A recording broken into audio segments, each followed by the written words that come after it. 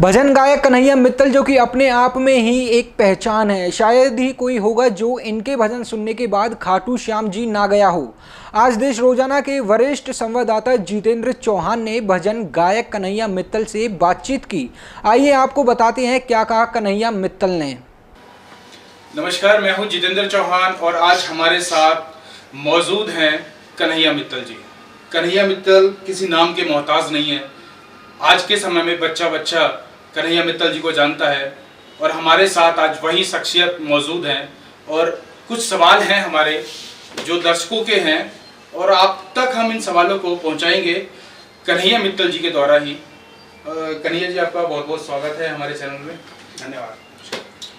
तो मित्तल साहब, सबसे पहले हम आप ये जानना चाहते हैं, कन्हैया मित्तल पूरा देश क्या विदेश भी आपको कन्हैया मित्तल के नाम से जानता है, लेकिन आपका असली नाम जो हमें पता चला है वो कृष्ण मित्तल है जी।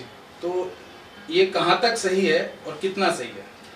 देखिए, कृष्ण मित्तल स्कूल तक रहा मैं, और कन्हैया मित्तल भक्तों का ही दिया हुआ नाम है और बड़ा डिवोशनल साउंड करता है, तो इसी को मैंने पक्का कर दिया कि कन्हैया मित्तल जहाँ भी जाऊँ कन्हैया मित्तल है।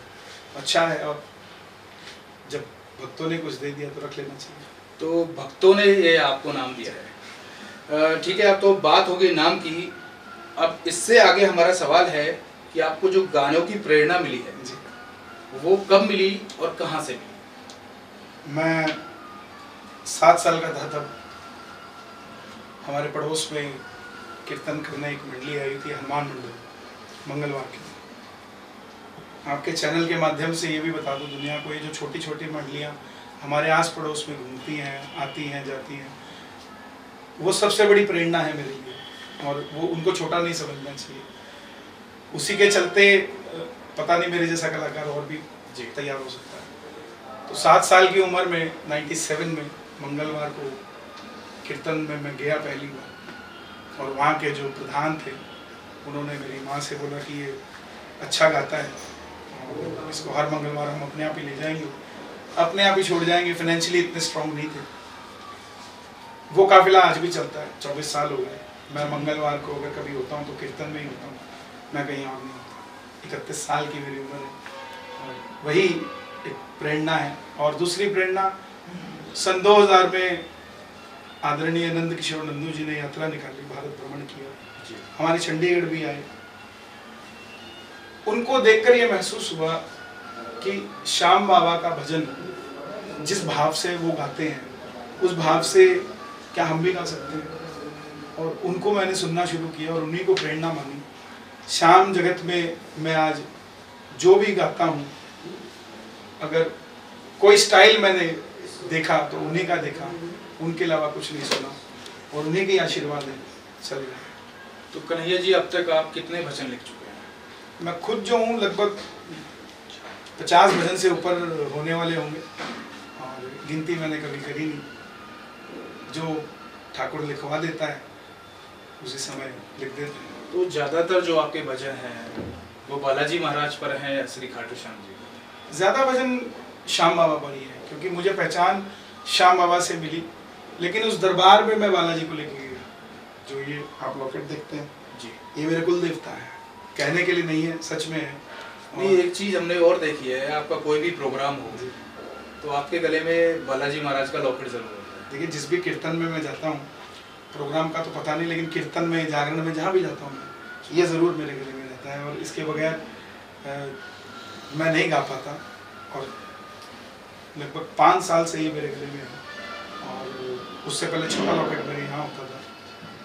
ये भी नहीं पता ये कहाँ से आया है, कौन दे गया, कब मेरे गले में आया। बस कीर्तन गा रहा था, गाता हुआ गले में आया, और नेक्स्ट डे से रात को जब सोने लगा तो मन किया कि अब बस इसी को लेकर चले। तो इसके बाद कुछ बदला है आपकी जिंदगी में? सब कुछ बदल गया साहब, सब कुछ बदल गया।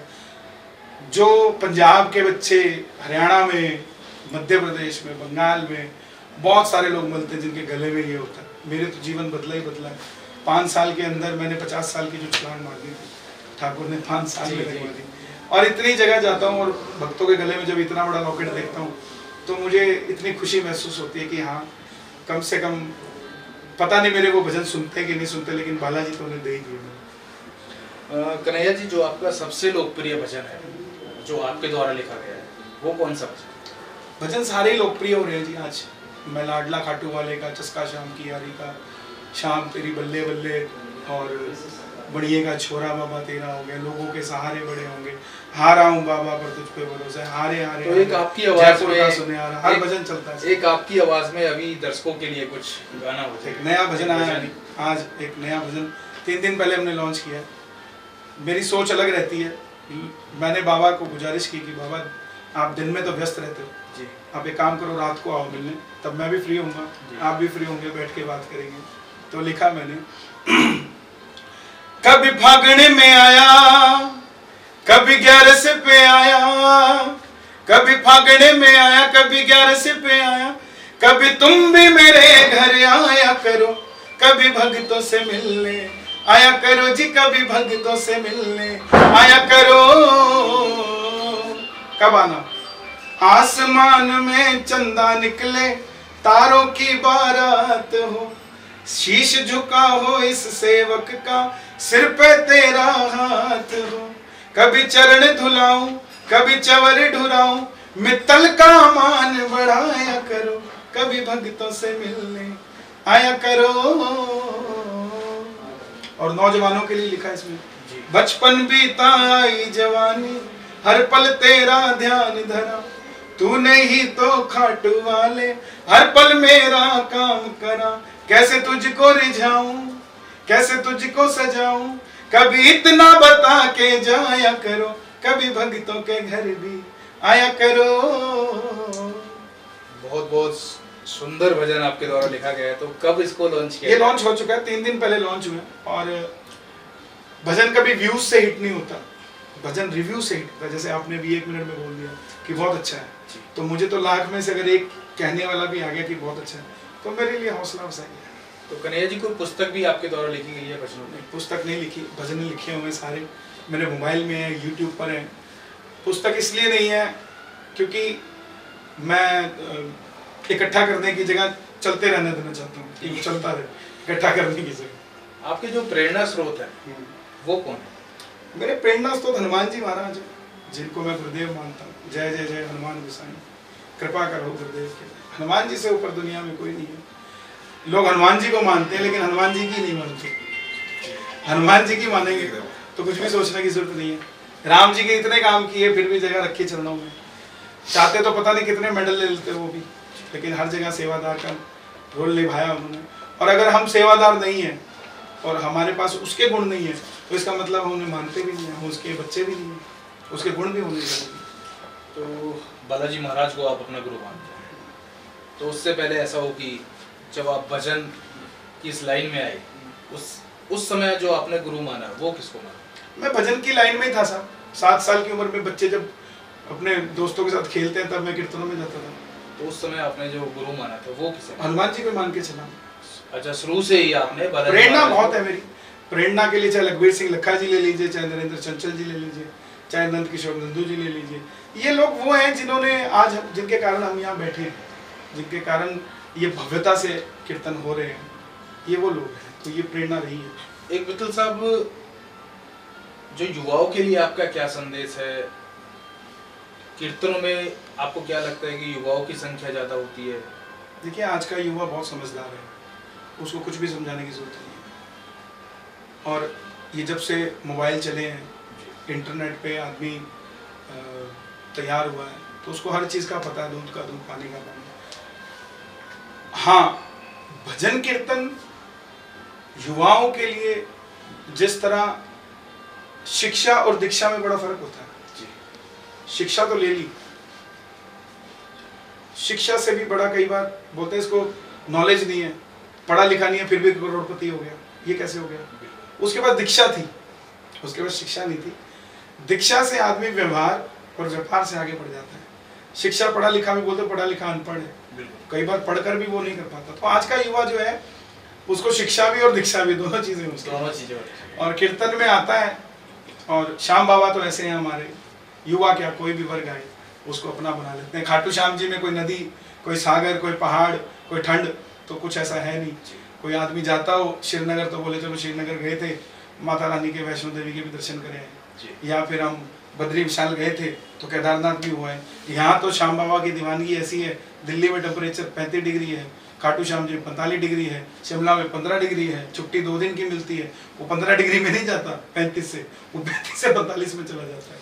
तो ये दीवानगी है। मित्तल साहब एक चीज़ और है, मैं भी कई बार वहाँ गया हूँ वाह, खाटू श्याम जी, और 11 तारीख परिवार का सदस्य भी हाँ। अभी जुड़ा हूँ पिछले 1 महीने। अच्छा, खाटू श्याम जी लोग जाते हैं और धक्का मुक्की भी अच्छी होती है।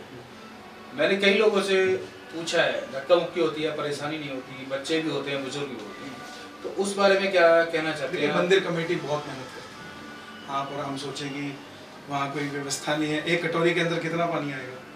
आप टब के पानी को अगर कटोरी में डालना चाहें, नहीं, मेरा वो मतलब नहीं है। मैं ये कहना चाहता हूँ कि लोग चाहते हैं कि वहाँ पर धक्का लगे, तो लगता है जिसको जो चीज़ चाहिए ना वहाँ, उसको वो चीज़ मिलेगी। अगर वो सोच के जाए कि मैं फलाने का नुकसान कर दूं, तो पहले उसका होगा वो, क्योंकि बाबा नुकसान सुनता है, ये नहीं सुनता किसका करना है। बाबा सुनेगा प्रेम, तो वो प्रेम दे देगा आपको। देना किसको ये नहीं पता उसको नुकसान सुन गया तो उसको लगेगा तो नुकसान मांग रहे, दे दो इसको। एक आदमी को कम सुनता था और वो किसी को बताना नहीं चाहता था कि मुझे कम सुनता है। अब एक आदमी रखता था अपने साथ ताकि वो उसको ट्रांसलेट करके बता दे क्या बोला। तो वो चला गया किसी के घर में, अब कम सुनता था। अब सामने वाले को उसने पूछा, उसको पता छोटे मोटे 2-3 सवाल होते हैं, कैसे हो, तो सामने वाला बोलेगा ठीक है। तो उसने पूछ लिया कैसे हो, तो उसने कहा मर रहा हूँ। तो उसको तो सुनाई दिया नहीं, कम सुनता था। तो बोला बहुत अच्छी बात है। तो उसको लगा बहुत अच्छी बात है। तो उसने पूछा आगे का क्या विचार है? तो उसने बोला मृत्यु शैया पे लेटने जा रहा हूँ। तो उसको लगा इसने ये कहा है कि डॉक्टर के पास जा रहा हूँ। तो उसने बोला बहुत अच्छा डॉक्टर है, बहुत अच्छी जगह है, यमराज है ना। तो जब तक सुनाई जिसको कम देता है, बाबा को जो हम जाके बोलेंगे साहब, जिसके लिए भी बोलेंगे, वो उसको वैसा दे दे। शुरुआत आपसे करेगा। आप कहोगे कन्हैया मित्तल को दे दे, तो मुझे बाद में देगा, शुरुआत आपसे करेगा। अब आप क्या मुझे दिलवाना चाहते हो, तो वो पहले आपको देगा। अगर मुझे मेरे लिए पत्थर मांग के आओगे तो पहले पत्थर आपको मिलेगी। तो इसलिए वहां जाके किसी भी दाम में। मित्तल साहब आपने एक भजन गाया था, हारा हूँ साथ निभाऊंगा, तो क्या आपके साथ भी ऐसा कभी हुआ है कि जिस समय आप बिल्कुल हार गए हो और बाबा ने आपका हाथ पकड़ा? देखिए मैं भी आप ही की तरह इंसान हूँ, बहुत जगह हारता हूँ, लेकिन कहीं भी वो हारने नहीं देता। मेरी पुकार से पहले खड़ा होता है और मुझे कुछ करना ही नहीं पड़ता, अपने आप सब कुछ हो जाता है, सच बताऊँ। और जिस समय भजन लिखा था, ये दोनों भजन, उस समय 3 भजन लिखे थे मैंने। हारा हूँ बाबा पर तुझ पे भरोसा है, हारा हूँ साथ निभाओ ना बाबा, लोगों के सहारे बड़े होंगे। ये एक ही रात में 3 भजन लिखे थे। पहले लिखने लगा हारा हूँ बाबा पर तुझ पे भरोसा है, जीतूंगा एक दिन, मेरा दिल ये कहता है। जैसे ही ये बात पूरी हुई, बाबा आए। बाबा ने पूछा चाहिए क्या? जब हार गया है तो क्या चाहिए? तब बोला मुझे क्या चाहिए? हारा हूँ साथ निभाओ ना बाबा, मुझको भी गले से लगाओ ना बाबा। जैसे ही उसने गले से लगाया तो बोला अब क्या है? तो लिखा मैंने लोगों के सहारे बड़े होंगे, मेरा तो सहारा है। तो इन तीनों भजनों में से अगर एक भजन की 2 लाइनें हो जाए तो? इसमें सबसे मेरे को प्यारा जो भजन लगता है वो लोगों के सहारे भजन बड़ा प्यारा है, क्योंकि मैंने वो मेरे बेटे के लिए लिखा था लोरी के तौर पे कि मैं उसको लोरी सुनाऊंगा। श्याम मेरे बेटे का नाम है। पूरा भजन जो है वो उस पर आधारित है, लेकिन वो दिखता उस पर है। इसकी जो सबसे अच्छी छवि है वो मैंने, मेरे कोई भी पिता अपने बच्चे को जब गोद में लेता तो उसके लिए है, लेकिन वो पूरा उस पर भी जाता है। इस पर लिखा मैंने लोगों के सहारे बड़े होंगे, मेरा तो सहारा श्याम तू है। आसमां में तारे बड़े होंगे, मेरा तो सितारा श्याम तू है। जिस दिन से बाबा तेरा सहारा मिला है, उस दिन से बाबा बड़ा चैन मिला है। दुनिया में तो ही हीरे बड़े होंगे, मेरा तो नगीना शाम तू है। मित्तल साहब, इससे पहले आपके परिवार में कोई भजन गायक रहा हो? कोई दूर दूर तक नहीं साहब, कोई खानदान में नहीं गाता। हाँ, हमारे मामा जी की मंडली है श्री गंगानगर में, और ये भजन उन्हीं से मुझ में आया है। तो अभी भी वो मंडली है? वो मैं ऑपरेट वहीं से होता हूँ, आप समझ के चलना कि अगर मैंने भजन बंद किया है और दोबारा शुरू करना है तो वहीं से आवाज़ आएगी। वो भजन मंडल लगभग हमारे मामा जी को 47 साल उस भजन मंडली को चलाते हुए हो गए, और पैदल जाते हुए सालासर 47 साल हो गए। और जब भी मुझे कोई ऐसी दिक्कत आती है तो वहाँ मैं जाता हूँ अपने मन को शांत करने के लिए, और वहीं से आदेश होता है करना क्या। एक आखिरी जो हमारा सवाल है, आपने भजन भी सुनाए, अपने बारे में भी बताया, लोकप्रियता क्या है वो सभी जानते हैं। आपसे एक लास्ट क्वेश्चन जो है, आप अपनी पहचान का महत्व जो देना चाहते हैं, इसका श्रेय देना चाहते हैं, वो किसके लिए देना चाहते हैं? मेरी पहचान का श्रेय तो मेरे माँ बाप को जाता है साहब, और दुनिया के तमाम शाम प्रेमियों को जो मुझे प्यार करते हैं। वो प्यार ना करते तो मैं आज यहाँ होता ही नहीं। मेरे अंदर शाम ही तो है, अगर उसको निकाल दिया जाए तो मेरे अंदर क्या है? जीरो। तो शाम है, जब तक वो शाम दिखता रहेगा। ये श्रेय किसको दे सकता हूँ? माँ बाप से बढ़कर तो कोई, जिन्होंने जन्म दिया। तो श्रेय आप माँ बाप को देना चाहते हैं, तो एक भजन माँ के लिए अगर हो जाए। मैंने अभी लिखा है, तो अभी लिखा है जी, नौजवानों के लिए लिखा है।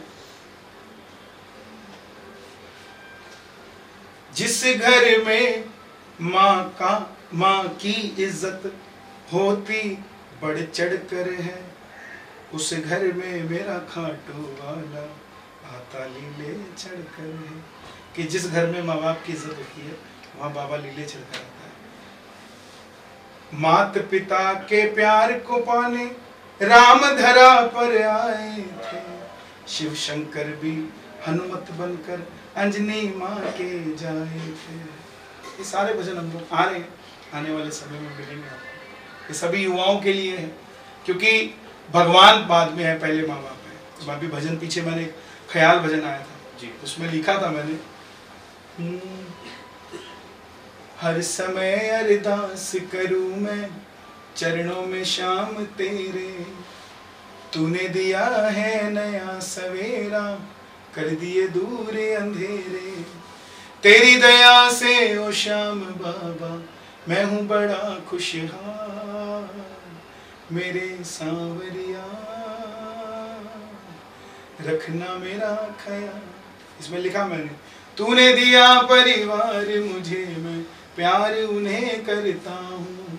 सुबह सुबह माँ बाप के बाद में याद तुझे करता हूँ। मेरी इस शोहरत को बाबा मेरे साथ संभाल, मेरे सांवरिया। माँ बाप सबसे पहले।